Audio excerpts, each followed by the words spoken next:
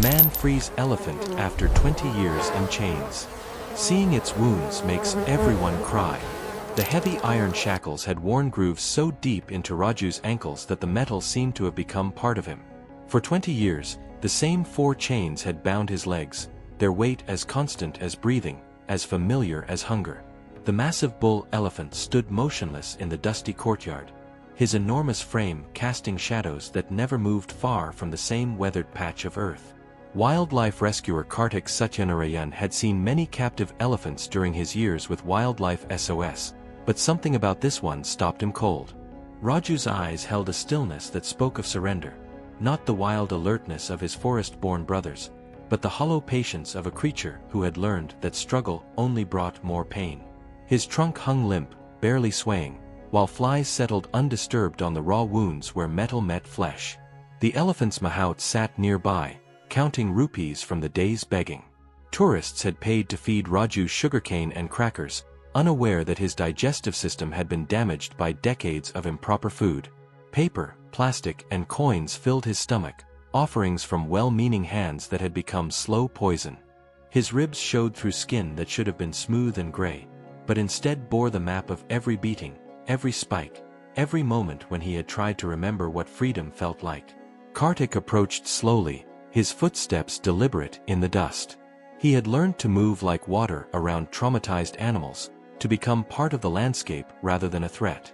Raju's massive head turned slightly, one dark eye focusing on this stranger who carried no sticks, no hooks, no chains.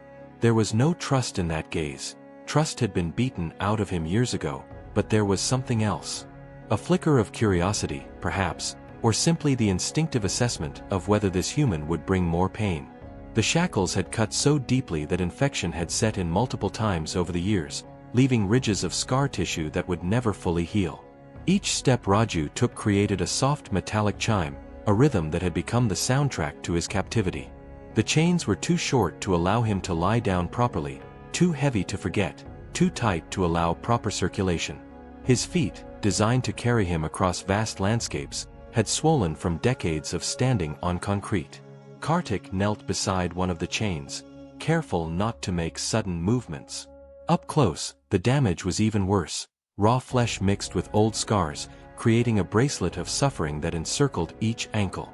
The metal had been welded shut, meaning it had never been removed, not once in 2 decades. Even during the scorching summer months when the iron became too hot to touch, it remained locked around Raju's legs. "We're going to help you," Kartik whispered, more to himself than to the elephant. Raju's ear flapped once, a small movement that might have been coincidence, or might have been the first sign that somewhere beneath 20 years of numbness, a spark of the wild still existed. The rescue team would need equipment, legal permits, a safe transport vehicle, and a sanctuary willing to take an elephant whose trauma ran deeper than his wounds. But watching Raju stand in his small circle of dust, seeing the resignation in his ancient eyes, Kartik knew that bureaucracy and logistics could wait. Some decisions transcend planning. They demand action born from the simple recognition that no living creature should endure such quiet suffering. The bolt cutters felt impossibly small in Kartik's hands as he positioned them against the first link of chain. 24 hours had passed since he'd made the promise, 24 hours of permits and preparation. But Raju remained exactly where they'd found him, standing in that same circle of packed earth, his massive body swaying slightly with each labored breath. The rescue team had arrived before dawn, moving with the quiet efficiency of people who understood that sudden movements could undo years of careful trust building in a single moment. Dr. Yudaraj Kotpakar, the team veterinarian, approached with a syringe of mild sedative, but Raju's reaction was immediate and heartbreaking. His trunk curled defensively against his chest, his eyes widening with the kind of terror that comes from too many needles, too many procedures performed without gentleness. The doctor stepped back, recognizing what they all now understood. This rescue would happen on Raju's terms, or it wouldn't happen at all. Kartik knelt beside the first shackle, the metal warm from the morning sun. Up close, he could see how the iron had embedded itself into Raju's flesh over the decades, creating a fusion of metal and tissue that told the story of countless days when the elephant had tried to walk, to move, to remember what his legs were meant to do. The bolt cutters made contact with the chain, and Kartik began the slow, methodical work of cutting through links that had held for 20 years. Each severed piece of metal fell to the dust with a soft thud, but Raju's reaction was the sound that mattered most. At first, there was nothing, no movement, no acknowledgement that anything had changed. Then, as the pressure around his front left ankle began to lessen, he shifted his weight ever so slightly. It was barely perceptible, just a small redistribution of the massive bulk he'd been balancing in the same position for so long, but it was movement. It was hope. The wounds beneath the chains were worse than even Kartik had imagined. Layers of scar tissue had built up over raw flesh, creating thick calluses that had grown around the metal like tree bark around wire. Some areas had healed completely over the chains, trapping them beneath new skin. Blood seeped slowly from places where the metal had worn through to fresh tissue, mixing with dirt and forming dark patches in the dust below. "Easy, brother," Kartik whispered as he moved to the second shackle. Raju's trunk, which had remained motionless for so long, began to move with tentative curiosity. He reached toward Kartik's hands, not touching, but exploring the air around this human who worked without hurry, without violence, without the sharp commands that had shaped every human interaction for 2 decades. The trunk hovered inches from Kartik's shoulder, sensing warmth and intention, trying to understand this new kind of human presence. The second chain proved more difficult. The links had been bent and rebent over the years, creating a twisted maze of metal that required careful angling of the cutters. With each successful cut, more of Raju's weight shifted. His breathing changed subtly, becoming less shallow, as if his body was slowly remembering how to inhabit space without the constant reminder of restraint. The elephant began to rock back and forth, a motion so gentle it seemed like breathing itself. But it was the first voluntary movement he had made in the presence of humans in longer than anyone could remember. As the final link of the second chain separated, Raju lifted his freed front leg and placed it down again, testing the foreign sensation of movement without metal. The gesture was small, almost experimental, but it carried the weight of 2 decades of immobility. In that single step, barely 6 inches forward, lay the first quiet promise that somewhere beneath the trauma and resignation, the wild elephant who had once roamed free still existed. The third chain required 2 sets of bolt cutters working in tandem. Years of rust had fused the links into a solid mass of metal that seemed determined to maintain its hold on Raju's hind leg.